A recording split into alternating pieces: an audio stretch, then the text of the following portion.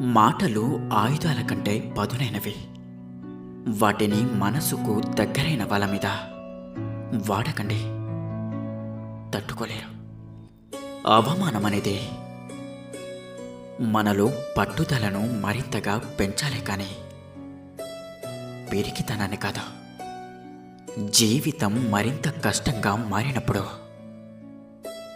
మీరు మరింత బలంగా మారాలి. గుర్తుంచుకోండి, సమయం ఎప్పుడు కూడా ఒకే చోట ఆగదు. అలాగే జీవితం ఎప్పుడూ కూడా ఒకేలా ఉండదు. జీవితంలో గెలవాలన్న కోరిక ముఖ్యం కాదు, అది అందరికీ ఉంటుంది. గెలవడానికి శ్రమించాలన్న సంకల్పం ముఖ్యం. అర్థం చేసుకోలేని వారి దగ్గర వాదించడం వ్యర్థం. లోపాలు వెతికే వారి దగ్గర వివరించడం వ్యర్థం. నమ్మని వారి దగ్గర నిరూపించాలి అనుకోవడం వ్యర్థం. అర్హత లేనివారు అనే మాటలకు కృంగిపోవడం వ్యర్థం. బంధం విలువ తెలియని వారి కోసం రోధించడం వ్యర్థం.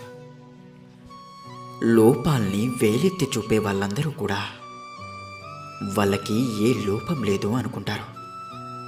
అవునా? నిజానికి అలా చూపడమే అతిపెద్ద లోపమని మర్చిపోతూ ఉంటారు కదంటారా? నాణ్యతను బట్టి వస్తువు యొక్క ధర ఉంటుంది. అలాగే మాట్లాడే విధానాన్ని బట్టి వ్యక్తి యొక్క విలువ కూడా ఆధారపడి ఉంటుంది. పనికి మాలిన వస్తువులకు విలువ ఎలా అయితే ఉండదో, పనికి మాలిన మాటలు మాట్లాడేవారికి కూడా అలాంటి విలువే ఉంటుంది. అర్థమైందనుకుంటా. నీ యొక్క వ్యక్తిత్వానికి విలువ లేని దగ్గర నీకు వజ్రం దొరికినా కానీ అది ఒట్టి రాయితో సమానం. ఎందుకంటే ఈ ప్రపంచంలో నీకు నీ వ్యక్తిత్వం కంటే విలువైనది ఏదీ లేదు.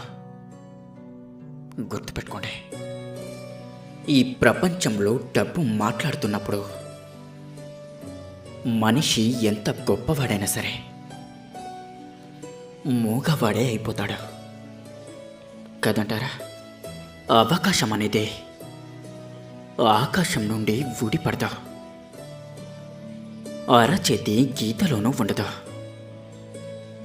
అలసిపోని గుండెలు ఉంటుంది, అంతులేని పట్టుదలలో ఉంటుంది. చింతించడం అనేది ఒక ఊయల లాంటిది. అది మనల్ని నిరంతరం కదిలిస్తూనే ఉంటుంది, కానీ ఎక్కడికి తీసుకెళ్ళదు. అర్థమైందనుకుంటా. ద్వేషాన్ని ప్రేమగా, చీకటిని ప్రకాశంగా, విరోధాన్ని స్నేహంగా మార్చుకొని జీవించడమే జీవితం. గుర్తుంచుకోండి, నీ జీవితంలో నీకు ఒక కల ఉంటే త్వరగా ప్రయత్నించి దాన్ని నిజం చేసుకో. ఎందుకంటే కలలాగే మనం కూడా కలకాలం ఉండడం చాలా కష్టం. వ్యక్తిత్వానికి మించిన అందం లేదో, సాధనకు మించిన అదృష్టం లేదో, ప్రేమకు మించిన తోడు లేదో, ప్రతిభకు మించిన ధనం లేదో, విజయానికి మించిన ఆనందం లేదో, ధైర్యానికి మించిన శక్తి లేదో, సహాయానికి మించిన గొప్పతనం లేదో. ఒక తెలివి తక్కువ వాడిని తన మాటలతోనే గుర్తించవచ్చు. అదే తెలివైన వాడిని అతని యొక్క నిశ్శబ్దంతో గుర్తించవచ్చు. ప్రతి ఒక్కరికి కూడా ఎప్పుడు, ఎక్కడ, ఎలా మాట్లాడాలో తెలిసి ఉండాలి. అది తెలుసుకున్నవాడే ఈ ప్రపంచాన్ని ఏలగలుగుతాడు. ఒక్కసారి విల్లు నుంచి వదిలిన బాణం ఎలాగైతే తిరిగి రాదో, అలాగే మాట్లాడిన మాటలు కూడా వెనక్కి తీసుకోవడం అనేది అసంభవం. జీవితంలో ఒక్కోసారి మౌనంగా ఉండడమే సరైన సమాధానమవుతుంది.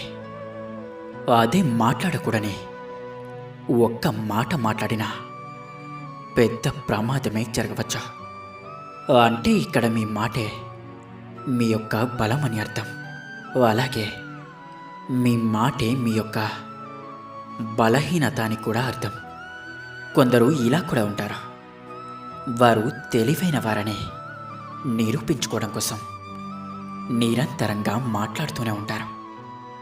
కానీ మౌనంలోనే నిజమైన శక్తి, అలాగే నిజమైన విజయం దాగి ఉన్నాయని వారు ఎప్పటికీ గుర్తించరు.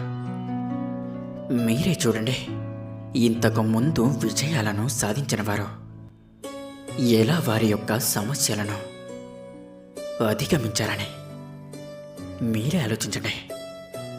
గమనించండి, వారి శక్తిని ఎలా పుంజుకొని స్థిరంగా నిలబడగలిగారు అని. మౌనం అలాగే నిశ్శబ్దం, ఇవి ఆలోచించే శక్తిని, ఆచరణ యుక్తిని ప్రసాదిస్తాయి. మీ యొక్క నిశ్శబ్దం మీ ప్రత్యర్థుల్ని సంకోచంలో పెట్టేస్తుంది. మీ యొక్క ఆలోచన ఏమిటో, మీ తర్వాతి అడుగు ఎలా ఉంటుందో వారు అంచనా వేయలేక ఓడిపోతారు. మన నిశ్శబ్దం ఎదుటి వారిని తప్పకుండా ఇబ్బంది పెడుతుంది.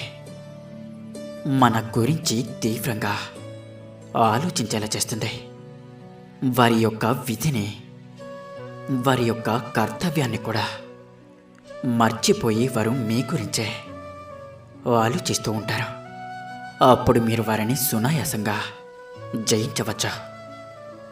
ఎప్పుడు మాట్లాడాలో, ఎప్పుడు మాట్లాడకూడదో తెలిసిన వాడిని ఎవ్వరూ కూడా ఓడించలేరు. లక్ష్యంలోనూ అలాగే జీవితంలోనూ గుర్తుంచుకోండి. మరో విషయం ఏమిటి అంటే, నిశ్శబ్దం మన ఏకాగ్రతని పెంచుతుంది. మీరు ఏదైనా మాట్లాడాలి అనుకునే ముందు మీ మనసులో ఈ 3 ప్రశ్నలకు సమాధానం చెప్పుకున్నాకే మీ యొక్క మాటల ద్వారాన్ని తెరవండి. ఆ 3 ప్రశ్నలు ఏమిటి అంటే, మొదటిది, మీరు ఏం మాట్లాడాలి అని అనుకున్నారో దానికి ప్రాధాన్యత ఉందా? రెండవది, ఇప్పుడు మీరు మాట్లాడవలసిన అవసరం ఉందా? ఇక మూడవది, మీ యొక్క మాటలతో అక్కడి పరిస్థితిని కొంతైనా మార్చగలుగుతారా? ఈ 3 ప్రశ్నలకు మీకు మీరే సరైన సమాధానం ఇచ్చుకుంటే మీకే అర్థమవుతుంది. ఈ 3 ఏ ఒక్కదానికి సమాధానం దొరకకపోయినా అక్కడ మీరు నిశ్శబ్దంగా ఉండడమే ఉత్తమమని గుర్తుంచుకోండి. ఈ 3 ప్రశ్నల గురించి ఆలోచించే ప్రయత్నంలో మీరు చెప్పాలనుకున్న విషయంపైన, మీ యొక్క మాటలపైన, చెప్పే విధానంపైన కూడా ఏకాగ్రత మరింతగా పెరుగుతుంది.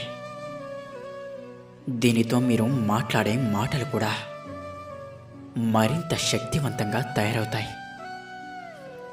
మరో విషయం ఏమిటి అంటే, నిశ్శబ్దం అలాగే మౌనం ఇతరులకు మనపై నమ్మకాన్ని పెంచుతుంది. ఇద్దరి వ్యక్తుల మధ్య సంబంధం బలపడాలంటే ముందుగా వారి మధ్య ఉండాల్సిందే నమ్మకం. ఎవరికైనా మీపై నమ్మకం పెరగాలి అంటే ముందుగా మీరు చెయ్యాల్సిందే మాట్లాడటం కంటే కూడా ఎక్కువగా వినే గుణాన్ని పెంచుకోవాలి. ఒకరు మీపై నమ్మకం ఏర్పరచుకోవాలంటే ముందుగా వారు చెప్పే మాటలను మీరు చాలా ఓపికగా వినడం నేర్చుకోవాలి. ఇతరుల మాటలను వినడం, అలాగే వాటిని అర్థం చేసుకోవడం అంత చిన్న విషయమేమీ కాదు. వినడం అంటే మీరు నిశ్శబ్దంగా ఉండి ఎదుటి వారి మాటలను వింటున్నట్లు నటిస్తూ మన వంతు వచ్చినప్పుడు మాట్లాడదాంలే అని వేచి ఉండడం కాదు. దీనివల్ల ప్రయోజనం కొంత కూడా ఉండదు. మీరు చుట్టుపక్కల పర్యావరణాన్ని, అలాగే వారు చెప్పే మాటల్లోని వివరాలను క్షుణ్ణంగా తెలుసుకోవాలి. అంటే మీకు గ్రహించే శక్తి, అలాగే వినడం అనే ముఖ్యమైన గుణాన్ని కలిగి ఉండాలి. ఇవన్నీ కూడా కేవలం నిశ్శబ్దం, అలాగే మౌనం వల్లే సాధ్యమవుతాయి. చాలామంది ఇలా చేస్తూ ఉంటారు. ఎవరైనా కొత్త వాళ్ళు కానీ పాత వాళ్ళు కానీ కలిసినప్పుడు మాట్లాడుతూనే ఉంటారు. వారి జీవితం ఎంత బాగుందో, వారు జీవితంలో ఎంత ఆనందంగా ఉన్నారో చెప్పుకోవడం, లేదంటే ఎన్ని సమస్యలతో జీవితాన్ని ఎలా నెట్టుకొస్తున్నారో చెప్పుకుంటూనే ఉంటారు. కొద్దిసేపైనా నిశ్శబ్దంగా ఉండటానికి వారు ఇబ్బందిగా భావిస్తూ ఉంటారు. అందుకే అదే పనిగా మాట్లాడుతూనే ఉంటారు. కానీ విజయవంతుల్ని, అలాగే శక్తివంతమైన వ్యక్తుల్ని మీరు ఎప్పుడైనా గమనించారా? వారు మాట్లాడడం కంటే కూడా ఎదుటి వారిని ప్రశ్నలు వేస్తూ వాళ్ళు చెప్పింది శ్రద్ధగా వింటూ ఉంటారు. ఎదుటివారు చెప్పేటప్పుడు చాలా ఆసక్తికరంగా వింటూ ఉంటారు. దీని కారణంగా ఎదుటివారు వారికి ఎంతో ప్రాధాన్యత, అలాగే విలువ ఇస్తున్నట్లుగా భావిస్తూ ఉంటారు. దానితో వారిపై నమ్మకం, అలాగే గౌరవం కూడా పెరిగిపోతుంది. మనలో చాలామందికి మౌనంగా ఉండడం అనేది ఇష్టం లేని విషయం, అవునా? కొంతమందిని ఈ శబ్దం భయపెడుతుంది కూడా. చాలామందికి నిశ్శబ్దంగా ఉండడం వల్ల ఒంటరితనంగా అనిపిస్తూ ఉంటుంది. కొందరి ఆలోచన ఎలా ఉంటుంది అంటే, అందరూ నన్ను చూడాలి, నాతోనే మాట్లాడాలి, నన్ను బాగా ఇష్టపడాలి, అందరూ నా గురించే ఆలోచించాలి అనుకుంటూ ఉంటారు.